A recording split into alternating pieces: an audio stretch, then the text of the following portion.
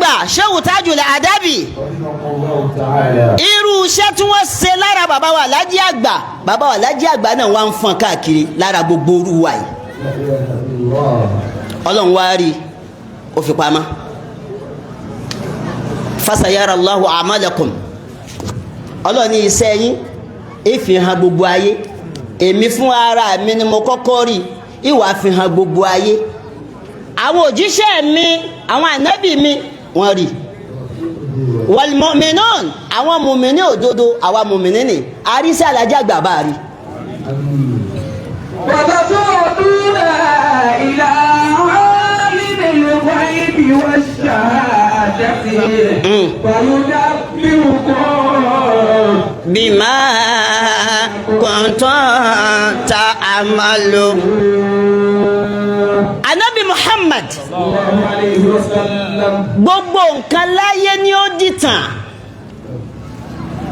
ìtàn kan lájọ kó tì í tí bàbá wa Alhaji àgbà bó ní tán tiẹ̀ ó sì rí ìtàn tẹ́nìkan ò lè yí padà la ilaha illallah ọlọ́run ti parí ẹ̀ bàbá tí ò ní dent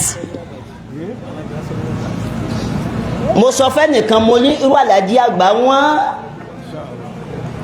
ìgbà táwa náà kọ́kọ́ bẹ̀rẹ̀ bí ọmọ 15 years 20 years àròbá dàbí Alhaji àgbà ni gbọ́ mi yé dáadáa o bí mo ti jòkó yìí kí n tó mo obìnrin mo wọ 30 years mo wọ 30 years o mọ èèyàn tí wọ́n ti rún ọmọ akẹ́ o ti rún ń bọ̀ bàbá yìí ń bọ̀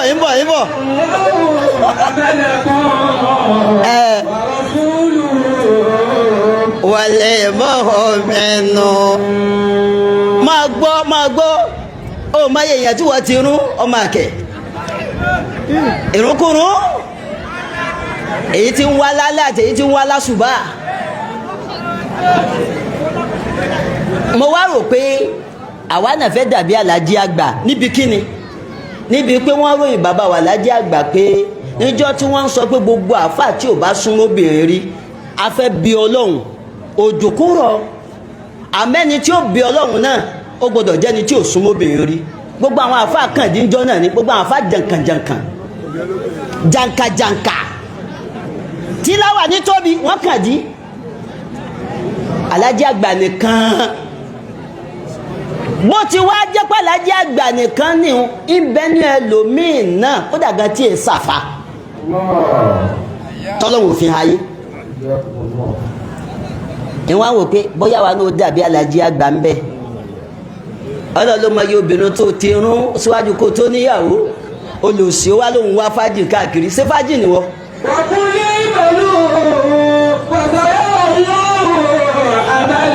ẹ dákun ẹ bá ń ké Kùránì. wàlẹ̀ mọ́họ́ ó dà jẹ́ ń gbé bẹ̀ wọ́n mi wọ́n fẹ́ gbọ́ bí tí sọ dé.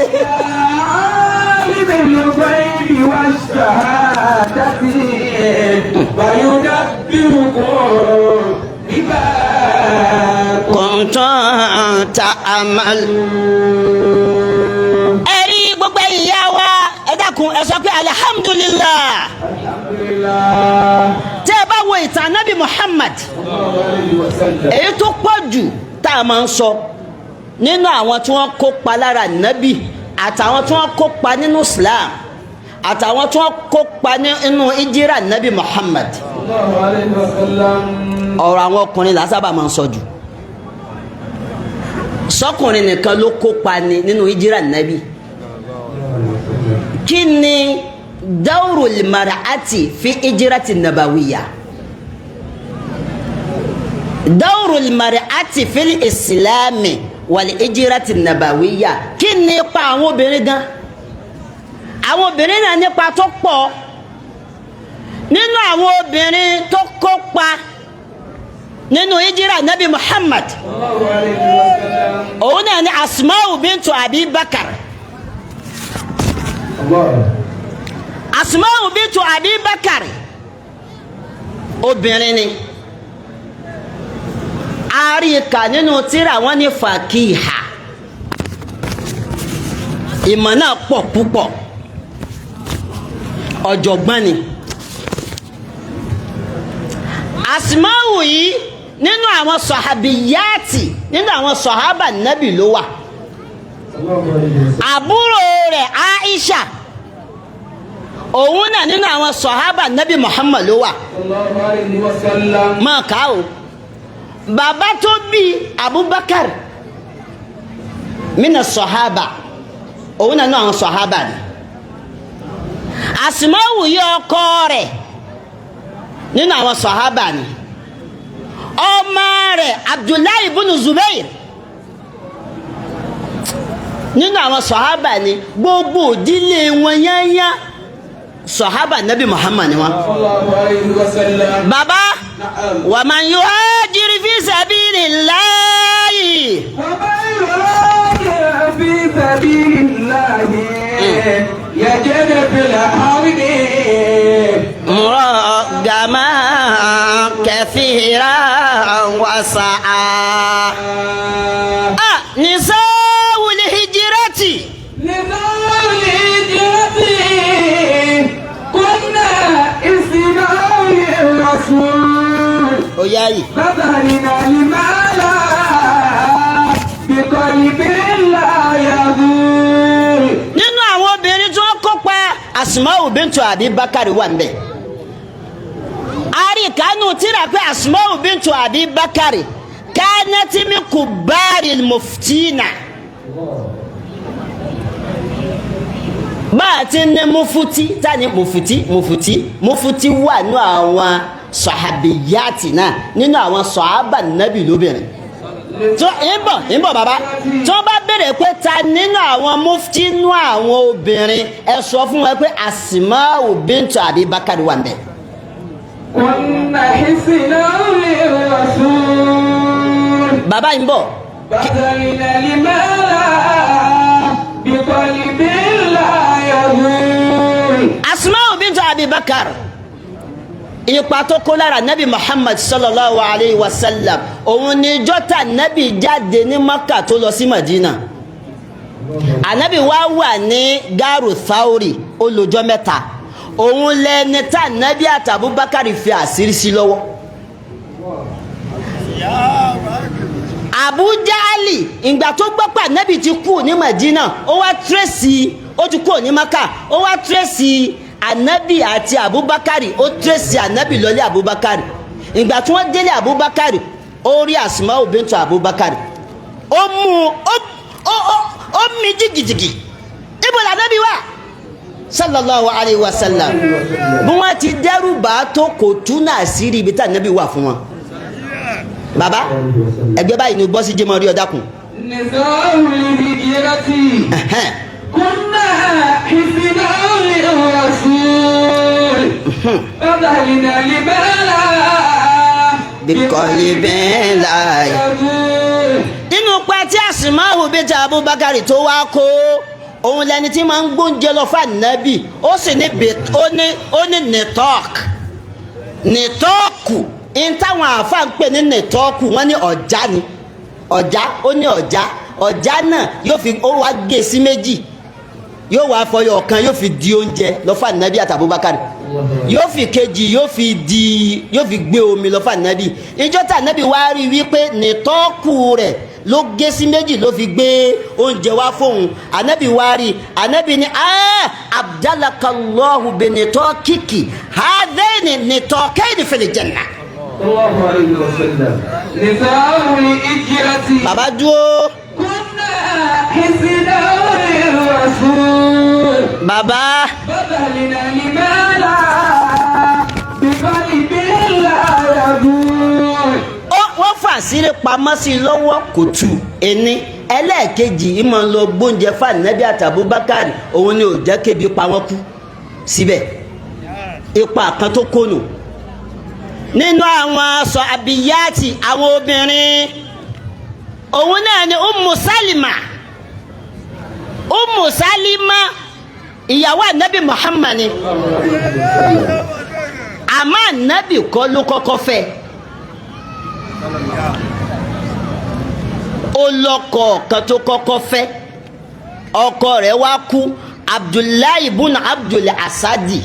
òun lọ́kọ tó kọ́kọ́ fẹ́. nígbà tí Abdullahi ibn Abdul Asadi wá kú lẹ́yìn ọdún kẹrin tá nàbì dé Madina lànàbì fẹ́. orúkọ Ummu Salima gangan ni Hindu ẹ̀rí níjọ́ wọn àná tí wọ́n ń kọ́ wa ń kéwú tá a wà ní ìtìdáyé tanka àwọn ìyàwó ànábì Muhammad Faishatun mọ̀wí o Maimunatun wa Safiyatun Fafushatun taqtiluhunna Hindun wa Zainabun Juwayriyatun ma'arumulatin thumma Saudatun Thalathun wa sittun nasibun mu'azzabun. Anabi Muhammad baba sama sebi díẹ̀ ń bọ̀ dákúdú ani ojú ọ̀nà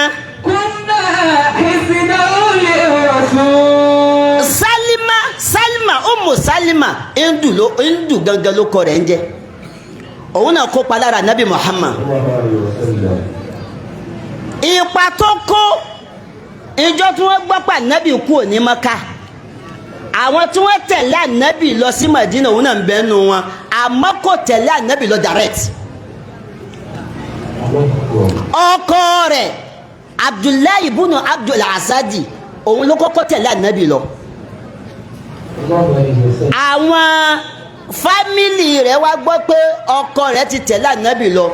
wọ́n wá mú òun mọ́lẹ̀ pé nǹkan sí ọ ni Muhammad ìwọ ni ó tún tẹ̀lé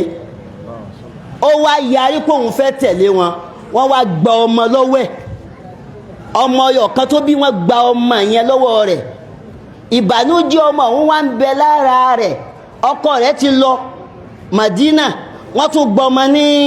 ọwọ́ rẹ̀ odidi ọdún kan ni ó fi fojú kọkọ kò sì fojú kọmọ. هاجرنا لله ó yá yìí. وتركنا ديارا فكتبنا في الخلد نجوم كبارا كتبنا في الخلد نجوما كبارا Ummu Salma ìgbà tí wọ́n padà wá dọ́mọ rẹ̀ padà fún ojoojúmọ́ ọ̀sọ̀ọ̀sẹ̀ oṣooṣù ní fi ń sunkún lérí wípé wọ́n gbọ́ ọmọ lọ́wọ́ ẹ̀ kò sì fojú kan ọmọ kò sì fojú kan ọkọ ó wá sunkún lẹ́yìn ọdún kan làwọn fámìlì ẹ̀ wá rìlíìsì ọmọ fún un wọ́n ti rìlíìsì ọmọ fún un ó bá tú bẹ́ẹ̀ ó di Madina هاجرنا لله ń bọ̀ dákun torí Ọlọ́run ó tú bẹ́ẹ̀ ó bá di Madina òun nìkan kánẹ́tì àwálù imra'atin tuhajiru wahada'a lil Madina farraku baynaha wa bayna zawjiha wa waladiha sana òun nìkan ẹ wo bí gbó sí rí ngbà òun ni báyé ti rí ngbà náà òun nìkan ló wá kù ní Maka ló lọ sí Madina látara ìfẹ́ Ànábì Muhammad òun náà ó nípa tó kódà gan-an ọ̀pọ̀lọpọ̀ àwọn sọ̀hábà Ànábì Muhammad wọ́n máa ń lọ́dọ̀ Ummu Salima tá a pè ní Hindu lọ́kéwú tún gbọ́ dáadáa wọ́n máa ń lọ́dọ̀ rẹ̀ lọ́kéwú torí pé bí yẹn bá ti ń lọ béèrè mọ́sálà àwọn masahil bó o bá ti ń lọ béèrè rẹ̀ lọ́dọ̀ ẹnìkan òun lọ́kéwú ni ìwọ tó sọ pé mi sádàbíyà ó sì ń wá bíbà yìí ọmọ kéwú wa ni ọ́ ìbọ̀ farabalẹ̀ ó sì ń wá bíbà yìí ọ̀pọ̀lọpọ̀ nǹkan tó gbọ́ rí ó gbọ́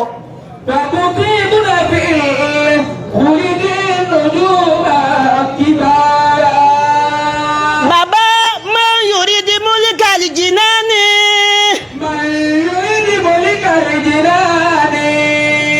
dìde dìde ẹ fò nìkan wá kọ dáadáa فليدع عنه تواني tàwání فليدع عنه تواني tàwání فليكن في ظلمة الليل نور القرآن فليصل صوما بثوبه لا إله. إنها تلأ الشفاء anabi Muhammad العجر جواه rulayi fi dari li amani Salima tapè ní Hindu tá wá sọ pé anabi padà fẹ́ lẹ́yìn ìgbà tọkọ rẹ̀ kú lé ọdún kẹrin tá anabi dé Madina lẹ́sẹ̀ rìsáàtì o kìí ṣe gbogbo nǹkan ló lè rí bí àṣà bàbá wa láyé wọ́n ní gbogbo nǹkan mú mà wọ́n ní èmi kọ̀dírù kò sí ìmọ̀ náà tí mà àmọ́ gbogbo tíra kọ́ ni mo rí ẹ gbọ́dọ̀ tóbi. Salima yìí nínú àdísì tó gbà wá látọ̀dọ̀ Nabi Muhammad àwọn àfáà ṣe research àdísì tó gbà wá 378 àdísì ló gbà wá lọ́dọ̀ Nabi. Ọ̀kan nínú rẹ̀ òun ni wípé Nabi Muhammad sallallahu alayhi wa sallam ó ní Nabi sọ pé ìsá àdọ́rítùmul marido awil mayyita fakulu khayran fa inna li malaikata yu'minuna ala ma taqulun. Allahu akbar. Rawahu Muslim. Ó ní Nabi sọ pé tẹ́ bá dọ́dọ̀ aláàárẹ̀ àbí ẹ bá dọ́dọ̀ ẹni tí ń pọ́ ká kú lọ́wọ́ Ànábì ní ọ̀rọ̀ dáadáa ni ẹ máa sọ lọ́dọ̀ rẹ̀ tẹ́ bá débẹ̀ o ẹ má dá para o tẹ́ máa wá dá para àbẹ́ forin sí ó forin sí ó máa ní aláàjì kíní yìí máa ń bọ̀ aláàjì kíní ń bọ̀ oríkórin orin táwọn ọmọ ò gbọ́dọ̀ máa gbọ́ aláàjì kíní yìí máa ń bọ̀ aláàjì kíní ń bọ̀ àgbá kò ní bọ̀ wá bọ̀ òun ìbọ̀ bàbá Ànábì ní tẹ́ bá dọ́dọ̀ aláàárẹ̀ àbẹ́ bá dé ọ̀dọ̀ ẹni tí ń pọ́ ká kú ẹ sọ̀rọ̀ rí lọ́dọ̀ rẹ̀ fa innal malaikata yu'minuna ala ma taqulun torí bẹ́ẹ̀ bá ti ń sọ̀rọ̀ àwọn màláìkà ó mọ̀ sí àmì òun ló gba àdìsí wọn wá látọ̀dọ̀ Ànábì Muhammad àwọn méjì tí mo dákọ̀ yìí Mákà làwọn méjèèjì yìí wà owó fọ́lù Ànábì lọ sí Madina ni jẹ́ wá sọyọ̀ kan sí nínú àwọn obìnrin nínú wọn ni Ummu Ayman ẹ̀yọ ọmọ tẹ́ wà ń zúmúrọ̀ àwọn ọmọ ibtidayi àdìsí kan ń bẹ tí wọ́n ń kọ́ wa wọ́n ní barakatul abashiyya Ummu Ayman barakatul abashiyya Ummu Ayman kí ló kọ rẹ̀ ń jẹ́ gan ó kọ Ummu Ayman orúkọ rẹ̀ ní jẹ́ baraka jàmọ́ ò gbọ́ kí ni mo pè baraka àṣepàṣọ tí ń pè ya rẹ̀ pé kìnnì kan baraka èmi gọ́gọ́ wò pé wò ní jẹ́ baraka àsokọ dáadáa ni baraka ọmọ rẹ̀ ní jẹ́ baraka masha Allah Ummu Ayman orúkọ rẹ̀ ní jẹ́ baraka akí àfáwà jọ́sí sáyí alan wa salan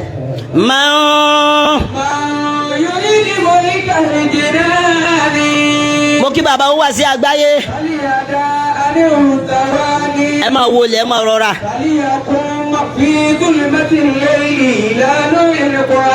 àfáwà àgbà àfáwà dáadáa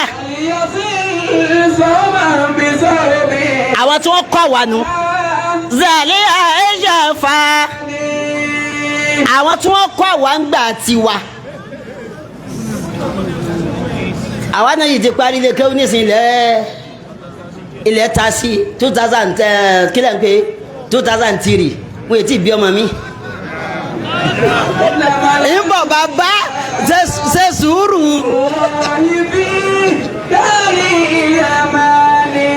sórí bèbí tẹ dákọ̀ 2003 òun làwọn kó tún mọ́ wò mí lẹ́gbẹ̀gbẹ̀ 2003 bí ìgbà táwọn àjọ parí ìwọ gan èbí wọ náà bó ti rí nù bó ti rí náà nù báyé ti rí nù anabi Muhammad Ummu Ayman ọmọ Ethiopia ni àmọ́ Ummu Ayman yìí wa kanat jariyatun Abdullah ibn Abdul Muttalib ẹrú bàbá anabi ló jẹ́ nígbà tá anabi wá fẹ́ kú la ilaha illallah anabi wá kú ní Maka tó lọ sí Madina òun náà tẹ̀lé anabi ń bọ̀ bàbá sẹ́ẹ̀sì mọ̀ pé ìyá anabi kú anabi wà lọ́mọ ọdún 6 ni ẹni wá gba anabi tó ń gbà tí ìyá anabi kú tán òun náà ni Ummu Ayman tá ń pè ní Barakatul Abashiya tá anabi bá rí Ummu Ayman bá anabi bá fojú kan anabi ó ní Ummu Ayman ummi ba'da ummi nígbà míì bá anabi bá tún fẹ́ ṣe fáàrí anabi ó sọ pé hadhihi bakiyatu ali bayti torí pé ẹrú ni anabi wá jogún rẹ̀ lọ́dọ̀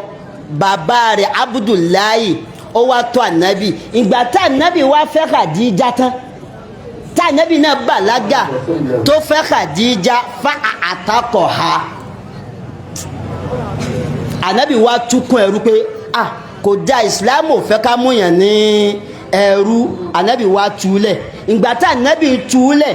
anabi wá fi fún Ubaidu bunu Zaidi al-Khazraji ìgbà tá anabi fi fún Ubaidu kú o lè máa bẹ láì lọ́kọ o obìnrin mi ń bẹ nísìn ọkọ rẹ̀ ti kú ó lé lógún ọdún ẹni ọkùnrin sì ní wá ní òun lọ́kọ mọ́ àwọn ọmọ mi lè mí ó dúró tí o irọ́ ni ó mọ̀rún kọ́rọ̀ ẹni ọkùnrin ó lọ́kọ ni ó sẹ́ni lọ́kọ ó lọ́kọ wọ́n wá lọ́mọdún mélòó wọ́n ní kò ju 30-something years lọ 40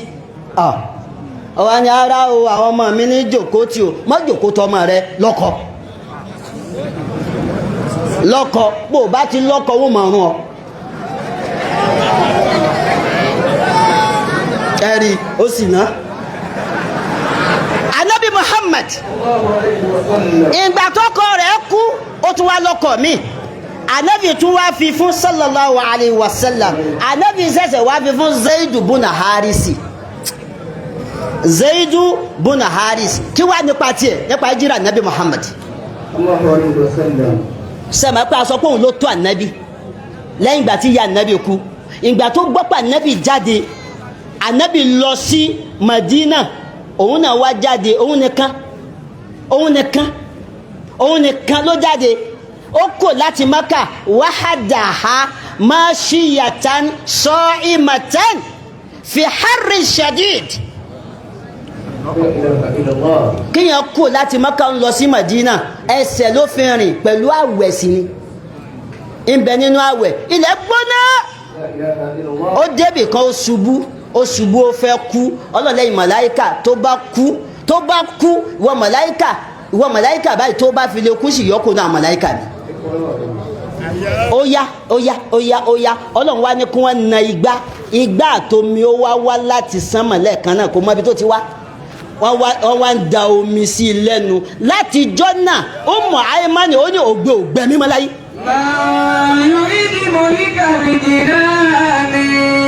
bàbá jẹ́ wá kọ̀ọ̀rá náà rẹ̀ dúró bẹ́ẹ̀ àwọn nǹkan kún alájí àgbà náà wọn ò dá sẹ́sì kò ṣeé dá sí àwọn nǹkan kún bàbá wa alájí àgbà nílọrin àwọn nǹkan kún wọn lẹ́kọ̀ọ́ báwọn nǹkan ti kún ànábì ní Maka táwọn kan wá kún ànábì ní Madina nínú àwọn tó kún bàbá wa alájí àgbà nílọrin nínú àwọn obìnrin wọn pọ̀ ètò parẹ́ ìyá wa gbogbo aláwo bẹ́ẹ̀ ká la ilaha illallah àwọn eléyìí lo gbogbo gàrú ayé ìsìlámù ni wọ́n fi ṣe ìyá wa gbogbo aláwo tí wọ́n bí ìyá wa Mariama tí wọ́n jẹ́ ìyàwó bàbá wa mísánà bàbá wa A.R. Sala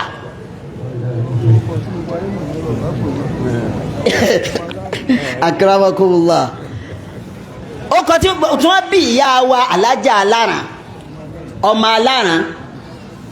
ìyá wa gbogbo aláwo wọ́n gbìyànjú fún Ansarul-Islam tí bàbá wa alájà àgbáyé púpọ̀ àwọn nìkan kọ́ ìyá wa kan bẹ́lẹ̀ ará àgbàjì ìyá kéńké kí ni mo pè ìyá ké la ilaha illallah bàbá má jà lọ́sí ìsìlámù sí sùúrù ilé ará àgbàjì bàbá alájà àgbà wọn náà ni ìyá wa kan bẹ ìmọ̀bí ti kó kọ̀wé tún mi sí ìyá wa ìgbọ́ alómọ́ta sí mo rí pè ìwé tí mo mú dání ẹlòmíì wá sí ẹ kí ló fẹ́ wí ọ̀rọ̀ tí mo fẹ́ sọ yìí ìdáyé àwọn báyìí mo kọjú sí báyìí ara àwọn àgbàlagbà pọ̀ mí mo bá sọ pé ìdáyé èmi náà kọ́ bó mo wà èmi ti dáyé gbà yẹn ìgbà tí wọ́n ń ṣe 35 years Ansarul-Islam ó ní nínú àwọn ogun bàbá mi ni mo ti bá gbọ́dọ̀ tóbi ìgbà tí wọ́n ṣe 35 years Ansarul-Islam ìyá wa gbogbo aláwo káì wọ́n mọ̀ gbìyànjú o ọlọ́run bá wa kẹ́ wọn ìyá wa kan bẹ ìyá lókè ẹ̀gbọ́n bàbá mi ni àmọ́ bàbá mi èpè lẹ́gbọ́n yóò ní bàbá mi ni bàbá mi máa ń sọ pé tó bá ṣe pé ọmọ rẹ̀ bá dúró ni ọmọ rẹ̀ jù mí lọ ọmọ wa ń pè ní ìyá bàbá wọn tọ́ akramakumullah ìyá wa ìyá lókè nílé Singini gbogbo àwọn eléyìí wọ́n lu ayé wọn fún Ansarul-Islam ni ìyá wa alájọ ọmọ ọlọ́kà ní sẹ́ńtà gbòòrò ó gbọ́ jẹ́ wá sọ fún ọ nígbà tí wọ́n ń ṣe Ansarul-Islam tó di 35 years wọ́n wá kọ́ nìkan fún bàbá alájí àgbà so fẹ́ gbọ́ Kamaru bàbá tata Kamaru bàbá tata ayé ayé ọ Kamaru bàbá tata ayé ayé ọ.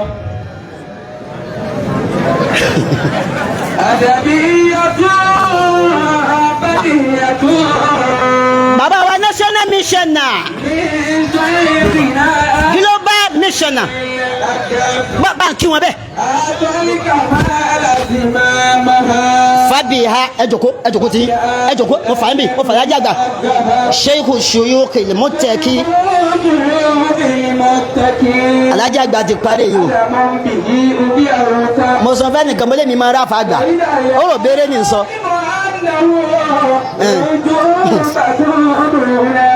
ṣàkàṣíyàtú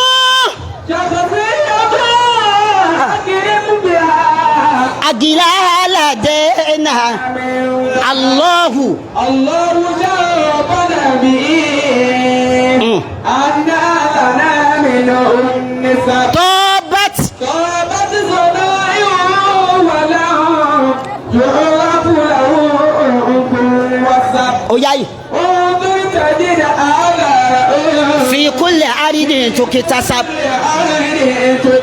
وإذا سئلت فقل أنا الأدبي اسمي واللقب وإذا سئلت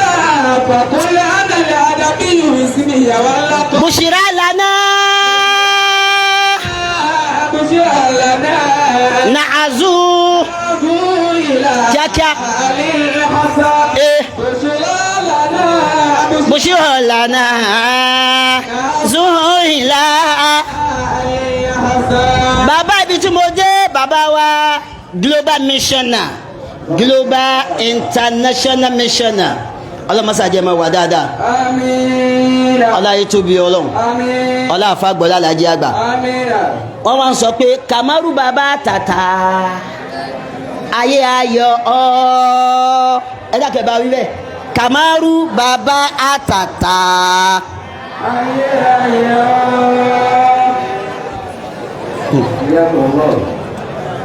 bàbá kí ló wí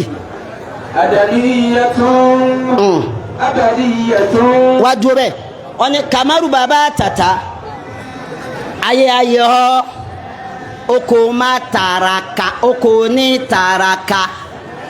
oko ní rago ọjọ́ alẹ́ rẹ̀ á dára ọjọ́ alẹ́ rẹ̀ á sunwọ̀n gbẹdẹmukẹ́ á dára fún ẹ láyé á dára fún ẹ lọ́run kamaru bàbá àtàtà ayé wọ́n ní kàwé ni re tó sunwọ̀n alájà gògó lálága obìnrin òun la gbọ́lá fún níjọ́ náà níbo ló wà àtẹ̀mí àìdè níjọ́ náà. Abadiyatun. ó yá yìí. Min shaykhina ta'jil ada. àtọ́líkà máa là. Atalika mala zimamaha. jẹ́ntu ìjánu àdàbíyà okùn àdàbíyà ẹni tọ́lọ́ wọn ọba gbé fún baba alájà gbà ni. Fabiha ilal uliya zahab. wọ́n wá ń tukọ̀ rẹ̀ látara ìjánu rẹ̀ àdàbíyà wá ń lókè. Shaykhun shurubi muttaqi. àfa alájà àgbà kọjá àfa kanfa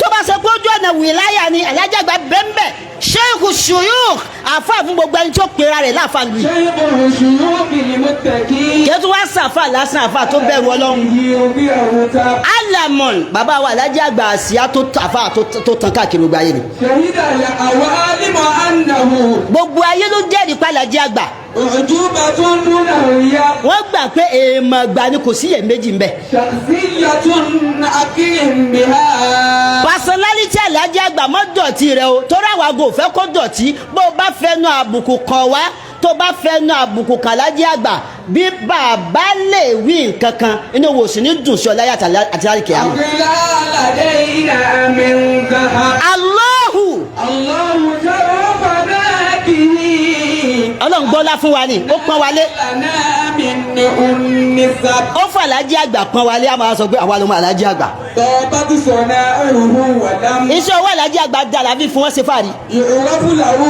anfu wa sab. wọn ò ní dọ̀tí bí wọ́n ti ní dọ̀tí ni. Anzur tajid atharahu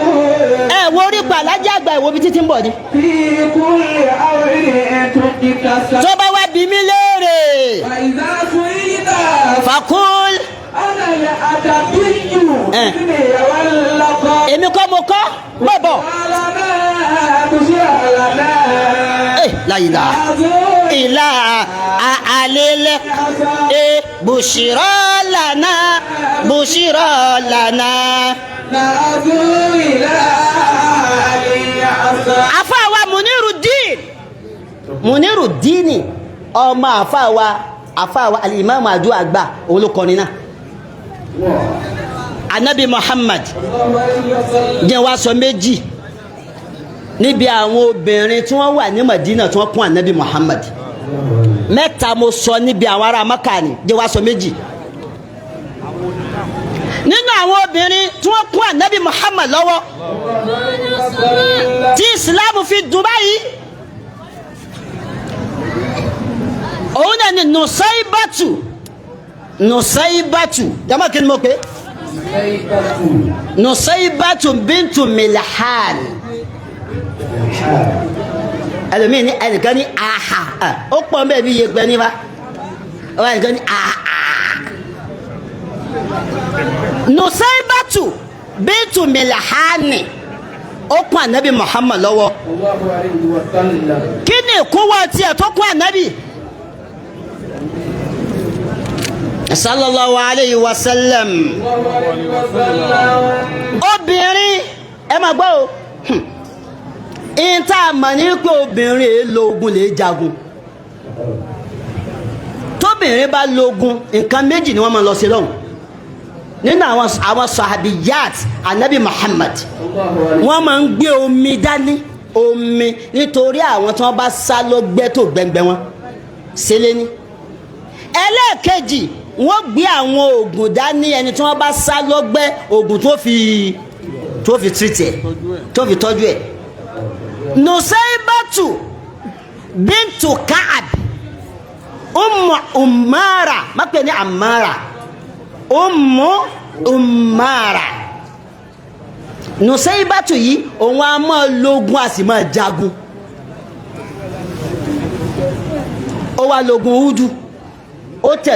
tẹ̀lé ànábì lógun Udu wọ́n fẹ́ pa ànábì tán lógun Udu àwọn kan tájẹ́tì ànábì níwájú báyìí Nusaybatu lè fa yàsẹ́ ikẹ̀ nípa ànábì àwọn kan tájẹ́tì ànábì lẹ́yìn àwọn kan tájẹ́tì ẹlọ́tún wọ́n wá di wípé ọ̀nà méjìlá ni wọ́n ti sá Nusaybatu bintu Kaabi ni wọ́n ti sá lọ́gbẹ́ lójú ogun Udu kò jẹ́ kó wọ́n pa ànábì tá ànábì bá wá rí Nusaybatu ànábì yóò máa wá sọ pé maltaftu yamina wala shimala illa ana araha tudafi ujuni ànábì ní tí mo bá wọ̀ tún tí mo bá wọ̀ òsì tí mo bá wọ̀ wájú tí mo bá wọ̀ ẹ̀yìn lójú ogun Udu ẹni tí n máa rí nínú Nusaybatu òun ní protect mi ní òjò wọn rí mi pa.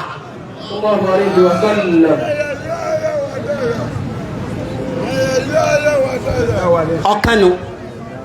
nínú àwọn obìnrin tí wọ́n wà ní Madina òun ni Sulaima bintu Milhad òun tiẹ̀ ọkùnrin kan bẹ ní Madina nílùú anabi Muhammad Abu Talha ni wọ́n ń pè Abu Talha kèfèrí ní pali ẹ̀sìn dá Muslim ó wá tóòsì Sulaima ó tóòsì ẹ̀ olùsí ó ní èébò tó gbọ́ tóòsì rí ni bẹ́ẹ̀ bá wò bó ti rí òun ní sọmọdún mélòó ní tí tóòsì ó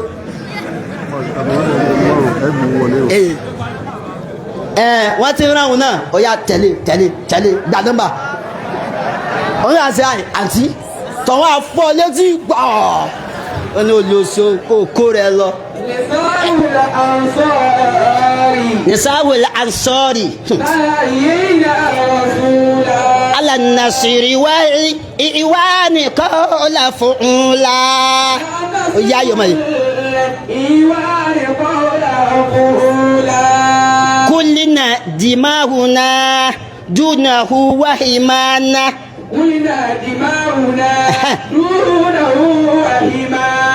نفديه بالأبناء والأموال لا إله أبناء والأموال كيلو توي للهجرة خيرنا وأكرم من أعوى وشاد حبالا وشاد حبالا وياي وشاد حبالا sórí gbogbo tó ń wíhun àyògbà ní ọkọ̀kọ̀ kọ̀ọ̀kan ní sámọ́kà àyògbà bí a máa dálẹ̀ kò sí ní ta fẹ́ tú àyèkéwú ni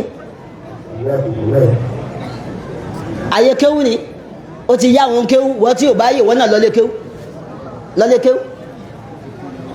Ànábì Muhammad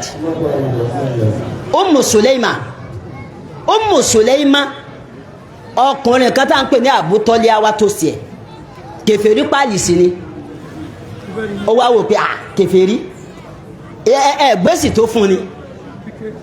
ẹlẹ́mí ń bẹ bí kírísítẹ́nì bá tó sẹ́ra ni èmi láyé mi wá fẹ́ kírísítẹ́nì o lè fẹ́ wọn ó gbé condition ni bó bá ti wù. Ummu Sulaima wá ní la atazawwajuk hatta tuslam la atazawwajuk hatta ó ní ìní ìfẹ́ yín tẹ́ bá mọ̀ pé fẹ́ mi owó sàdáàkì mi tẹ́sán mahari owó sàdáàkì mi ó gbọ́dọ̀ jẹ́ Islam kẹgbà Islam tẹ́ bá di gbà Islam mo rẹ́dì láti fẹ́ mọ́kànnà sí takùsí sùúrù kèfèrí pàlì bó ṣe fẹ́ nu bí ó ṣe fẹ́ Ummu Sulaimanu gbogbo pọ́blẹ́mù tí wọ́n ń fèsì lára tiẹ̀ náà ó bá tún di kíni ó bá tún di rọrùn bàbá níparí àwọn pẹ̀ nìkan ní Asma'u bintu Yazid. Asma'u bintu Yazid òun ni khatibatu nisa'i, òun ni agbẹnusọ gbogbo àwọn obìnrin tí wọ́n bẹ ní Madina tí wọ́n bá ní tí wọ́n fẹ́ bi ànábì gbogbo obìnrin Asma'u bintu Yazid ni wọ́n rán lọ. òun ló lọ bá ànábì Muhammad yóò bá ànábì jùmọ́ mi dáadáa. àwọn ọ̀rọ̀ kan bẹ tẹ́ ẹ bá ń gbọ́ nípa àwẹ̀ jẹ́nẹ́bà ni nífàsì ni àìdọ̀ ni irun ni tẹ́ ẹ bá gbọ́ táwọn obìnrin ń béèrè àwọn obìnrin Madina ni. àwọn obìnrin Madina ni nínú wọn ni Rubeiu bintu Muawizi. ọ̀rọ̀ àlùwàlá tà ń ṣe bá a ti ń ṣàlùwàlá lónìí lọ́wọ́ yẹ gbogbo àtìrà ayé wò tó bá yẹ ẹ wò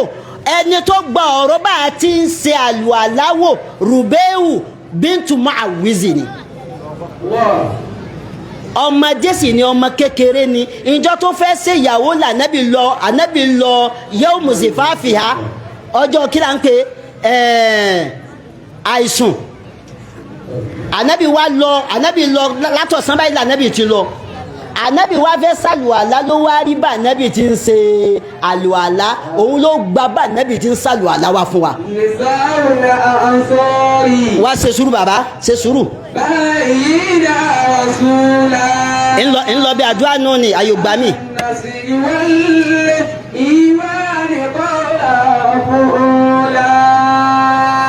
obìnrin tá a sọ pé òun ni agbẹnusọ fún gbogbo àwọn obìnrin yìí Asma'u bintu Yazidi òun ló lọ bá nabi Muhammad ó ní wà nabi inna ma'asharu nisa'i mahsuratun maksuratun warrijalu fuddilu alayna bil jihadi wal jum'a fama lana. ó ní wà nabi àwa tó rí yìí obìnrin ni wá mahsuratun maksuratun dédé òfin tọ́lọ́wọ́n bá fún wa ó ní àlà ó ní ibi tá a lè ṣe nǹkan mọ́. wàrìjálù fúdìlù alayna àwọn ọkùnrin wọn lọ́lá jù wá lọ wọ́n gbọ́lá fún wọn jù wá lọ kí ni wọ́n fi gbọ́lá fáwọn ọkùnrin jù wá lọ ó ní nǹkan méjì ni lọkùnrin fi lọ́lá ju obìnrin lọ bílí jihadi ọkùnrin lè lógun bóbìnrin bá lógun ó lè wà níbì kan ni àfàwọn obìnrin kọ̀ọ̀kan náà àwọn obìnrin tí mo dákọ̀ lẹ́ẹ̀kan bil jihadi wọ́n lọ́lá jù wá lọ pẹ̀lú ká jagun sójú ọ̀nà tọ́lọ́hun wàlì jùmọ̀ ọ̀ràn yẹn ni jímọ̀ fọkùnrin kìí sọ̀rọ̀ yẹn fóbìnrin. fàmálànà ìwà ànábì kí ni ó máa jẹ́sàn tiwa ànábì ni ẹ má dààmú fabasharaha bi ajiril jihadi li ta'ati zawji ẹ gbọ́dọ̀ tóbi. ànábì lẹ́yìn obìnrin ẹ má dààmú ẹ̀san tí ó máa bẹ fẹ́yìn obìnrin gbogbo dédé ẹ̀san tí ó bẹ fọ́kùnrin tó bá jagun sójú ọ̀nà tọ́lọ́hun àtọkùnrin tí ń lọ jímọ̀ déédéé dédé ẹ̀san àwọn ni ó máa bẹ fóbìnrin tó bá tẹ̀lé àṣẹ ọkọ rẹ̀.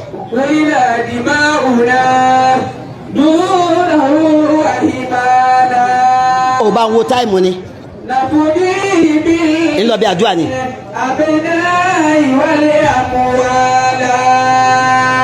bàbá tó bá rí bẹ́ẹ̀ bàbá wà lájẹ́ àgbà a sì dákẹ́ báyìí ọlọ́run fi nǹkan mẹ́ta ó fi sa bàbá lẹ́sà Al-Imam ọlọ́bùn bàbá ní ìmánì gan bàbá dàgùn fi kéwù pamọ́ náà.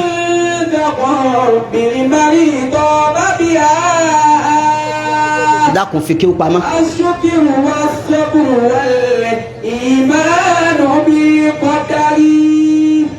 wájú báwọn.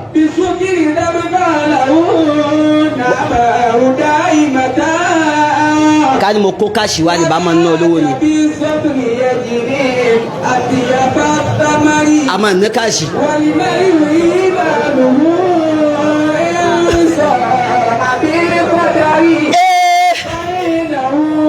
àmìnà mẹ́sà tí wà á tẹ́lẹ̀ sórí torí pé gbogbo tó wí látàárọ̀ kò sí nǹkan tí mo tún bẹ̀ dákùjú o. bàbá ṣe sùúrù ní tù.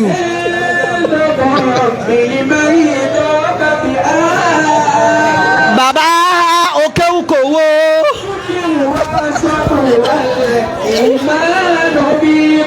bàbá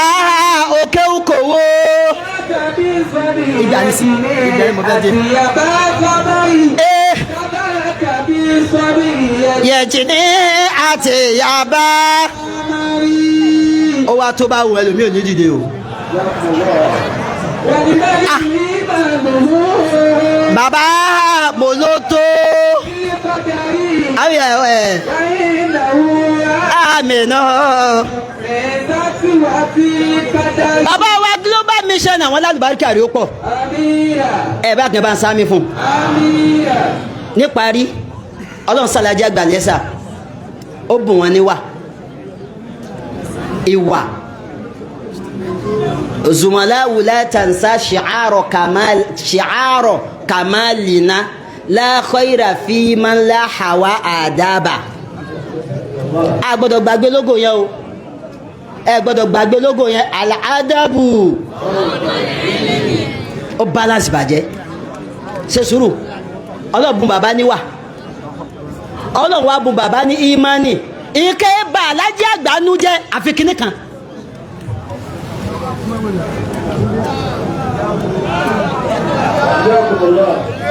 nínú ọjọ́ tínú àwọn alájí àgbà bàjẹ́ la ilaha illallah òun níjọ́ àwọn ọmọ zumura tí wọ́n lọ Abẹ́òkúta tí wọ́n lásìdẹ́ǹtì in 19 something ní ìrántí mọ́ in 1992 ẹ̀ṣẹ̀ akramakumullah èmi náà mọ́ gẹ́gẹ́ díẹ̀ ń bọ̀ bàbá wọ́n wá lọ àwọn ọmọ tí wọ́n lọ sàrí àfáàgbà wọ́n wá last date ẹ̀gbọ́n mi ń bẹ́ńbẹ́ Abdulganish Yusuf Asokutawi ẹ̀gbọ́n mi bẹ́ńbẹ́ wọ́n wá lọ wọ́n lè kó wọn wá nínú agbára ẹ̀jẹ̀ Ìlọrin àwọn kan bá tún pariwo Ajikamaru Ajikamaru ó tún fi ṣògùn ẹ̀mí gúngùn ni ẹ̀yin Ọlọ́run wọ́n bá ń sọ ó tún fi ṣògùn ẹ̀mí gúngùn ni ó tún fi ṣògùn ẹ̀mí gúngùn ni àti gba wọn ni bàbá ti sọ pé ẹ gbọ́dọ̀ lọ bẹ̀ mọ́ bàbá ń lọ à ń dín lọ bẹ̀ ni à ń yọ ọ lọ lẹ́yìn ni accident yẹn wá ṣẹlẹ̀ ó lágbára gan àyẹ̀ wọn sọ̀sọ̀kúsọ ìgbà tí wọ́n kó wọn dé Muhammad Kamalidin ibẹ̀ ni wọ́n kó wọn sí jọ́nà táwọn yẹn ti lè pàdé wọn lápàlára gbogbo àwọn afáwá wọn bẹ́ẹ̀ ẹlòmíì súnmẹ́yìn ẹlòmíì lè sọ̀rọ̀ Ọlọ́run ni kò lè súnmọ́kù wọn wá ń gàdí báyìí wọn wá wú ẹ̀ wọ́n faṣọ sí wọn la ẹ̀gbọ́n mi bẹ́ẹ̀ ìgbà tí wọ́n wá faṣọ sí wọn la wọ́n kó wọn wálé wọ́n wú ẹ̀ wọ́n lọ sí wọn ìgbà tí wọ́n wá kó wọn délé tán ni wọ́n wá rántí wípé òkú yóò pé ó kọ ẹnìkan àwọn yìí ò pé ẹni tó kù ń jọ náà òun náà ni Abdullahi ọmọ Sẹ̀fúra ni àwọn tó bá jẹ́ méjì wọn mọ̀ nínú wọn tó jọ jẹ́ méjì ń gbà náà ni àfáàwà Murtala Sao àfáàwà ojú ẹkún tó ń bẹ pẹ̀lú bàbá wa Khalifatul Adabiyyina tó ní àfáàwà Lukman Abdullahi yìí wọ́n wá rí pé ó kọ ẹnìkan wọ́n wá tún padà lọ síbi tí wọ́n ti lásìdẹ́ǹtì láti lọ ni inú àwọn alájẹ́ àgbà bàjẹ́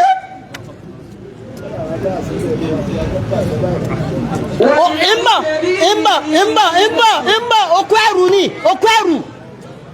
ẹgbọ́n mi tó kú yìí bí tí wọ́n sin sí àìlè gbàbẹ̀ kọjá okú ẹrù tẹ́rù ọmọ báyìí wọ́n wá kún wọn dé wọ́n wá padà lọ láàrin ijọ́ kẹta Abdullahi yìí wọ́n wá kàn nínú igbó níjọ́ kẹta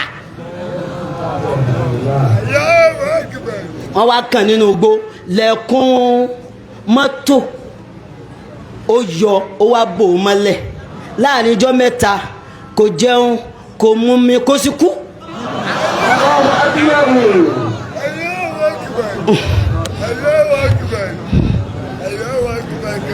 wọ́n ẹsẹ̀ wá gbé wálé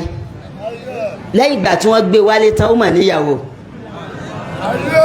ó mà bímọ àmọ́ lóun ò ní kẹ́mìrì ogun. bàbá tó bí Abdullahi yìí bàbá rẹ̀ ni ó jẹ́ mùrídì àfàgbà Sheikh Al-Kabari kí ló ń pè wọ́n bàbá Nasiru Al-Kabara bàbá Abdullahi jẹ́ mùrídì àfà Nasiru Kabara. òun lẹ́ẹ̀mọ̀ gbọ́ bí kẹ́sẹ̀tì kan ní bàbá wọn wà sí àgbáyé wọn dé Kánò ìgbà tí wọ́n dé Kánò àwọn Haúsá wọn wá ń ṣe wàsífà àwọn lọ́wọ́ tí wọ́n lọ́ bíbà wọ́n wá yọ síbẹ̀ Abdullahi yìí kó tó kú ló wá rí wọn pé àfà wa ní òun ló wá la ojú ọ̀nà ní wọ́n la àwọn èèyàn bọ̀ wá pé ẹ̀yà ẹ̀dá yẹn mà ó wà sí àgbáyé lélẹ̀. bàbá tó wá rí bẹ́ẹ̀ mo jẹ́ bí àdúà mo fẹ́ ṣàdúà mẹ́ta sẹ́rí ntí mo dìwà ó pọ̀ gan o ó pọ̀ gan ó pọ̀ bí ìpẹ́ ni alibarika Sheikh Al-Hajj Al-Imam Bukhari ẹ parí ẹ aláké àfa mi ṣe dáwùlà ni èmi ò ṣe dáwùlà o àbá mi ṣe dáwùlà ni wọn kàn máa bọ pankara ìní wá bẹ́ẹ̀ ẹ ṣe dáwùlà ọlẹ́yìn àgbàlagbà mo fẹ́ ṣàdúrà mẹ́ta àdúrà àkọ́kọ́ tí mo fẹ́ ṣe ọlọ́run dákun bàbá wa alájí àgbà tó ní ìṣàdúrà tiwọn àwa ṣe tiwa náà kí ni tiwa jẹ́mọ́ èyí tí gbogbo ayé fi máa já ni pé ajá máa ń gbó ni ajó gbókú àtayọ malikiyama ọlọ́run àbíọ́ èyí tí ó ṣẹlẹ̀ sí wa tí wọ́n ní ń gbó ni olúwa mọ́jọ ṣẹlẹ̀ sẹ́ni kọ̀ọ̀kan wa. ẹlẹ́ẹ̀kejì èyí tá a máa àgbòmà ń kàn ni ẹ fi wọ́n kanra wọn o ẹ fi wọ́n kanra wọn o àgbò ṣe kí ni ìran àgbò máa ń ṣe kí ni ṣé o Mudassir Allahu akbar jabata Sheikh Mudassir jabata tó ń kọ́ jabata aládùbáríkà làwọn eléyìí.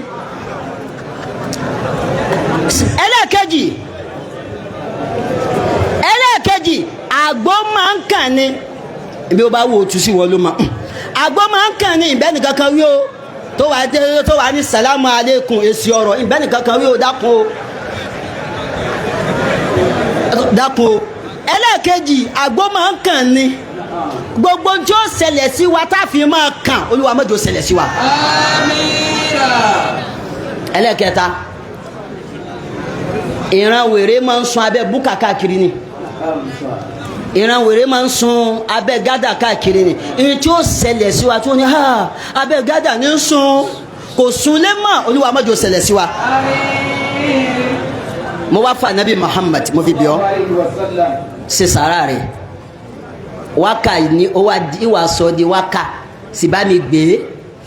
bàbá.